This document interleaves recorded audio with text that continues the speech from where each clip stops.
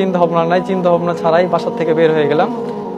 বাসা থেকে বের হয়ে প্রায় রাত 2টার দিকে আমি গাবতলীতে বাস থেকে নেমে মানে ফুটপাতে বসে আছি। এখন মনে হচ্ছে কোথায় যাব, কি করব, এই সব চিন্তা ভাবনা। দরকার যদি হয় সারাটা জীবন আমি রাস্তায় কাটিয়ে দিব, রাস্তায় কাটাবো, নামাজ পড়বো, হয়তো কোনো একটা কাজ করব, ছোটোখাটো, দিন চলে যাবে ইনশাল্লাহ। তো হঠাৎ করে আমার একটা কথা মনে পড়লো যে নারায়ণগঞ্জে তো আব্দুর রহমান ভাই থাকে, তো ওনার নাম্বারটা আছে, ফোন দিই ওনাকে। আমি জাস্ট ওনাকে ফোন দিলাম। উনি কোনো কথা ছাড়াই বলল যে সমস্যা নাই ভাই, আপনি আমার দিনী ভাই, আপনি আমার নিজের ভাইয়ের থেকেও এখন আপন, আপনি চলে আসেন।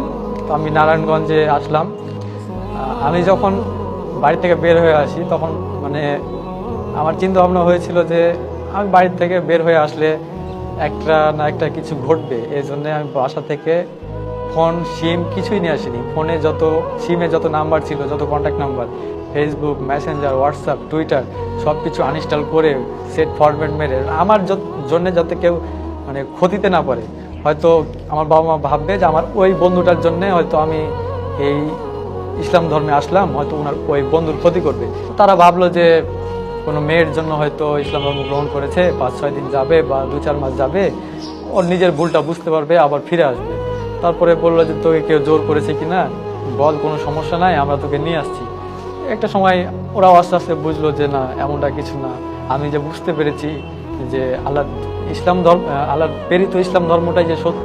আল্লাহ যেরকম বলেছে ইন্নাদ-দীনা ইনদাল্লাহিল ইসলাম, আল্লাহর কাছে একমাত্র মনোনীত ধর্মই হচ্ছে ইসলাম। তারপরে তারা আস্তে আস্তে বুঝতে পারলো যে আমি মানে কোনো কিছু পাওয়ার লোভে আর কি ইসলাম ধর্ম গ্রহণ করিনি।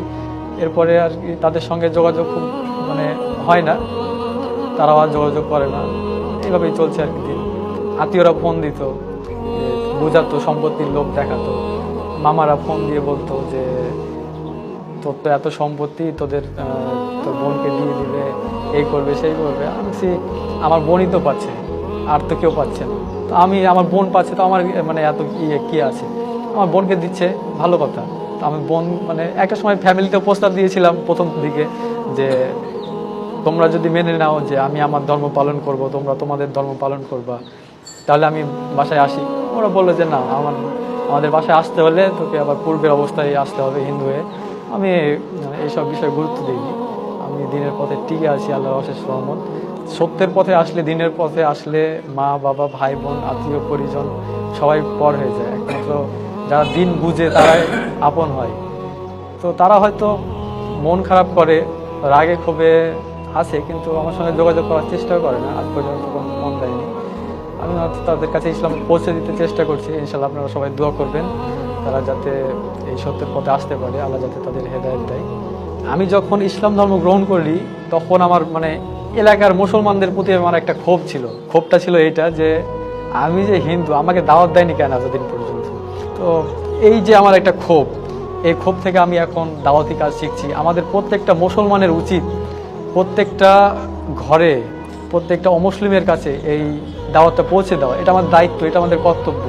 আমরা এই বিশ্বে তাকালে দেখতে পারবো বিভিন্ন দেশে আমাদের এই মুসলমানদের যেভাবে নির্যাতন করা হচ্ছে, এই নির্যাতন একমাত্র ঠেকাতে পারে এই দাওয়াত। আমাদের দাওয়াত সর্বস্তরে পৌঁছে দিতে হবে।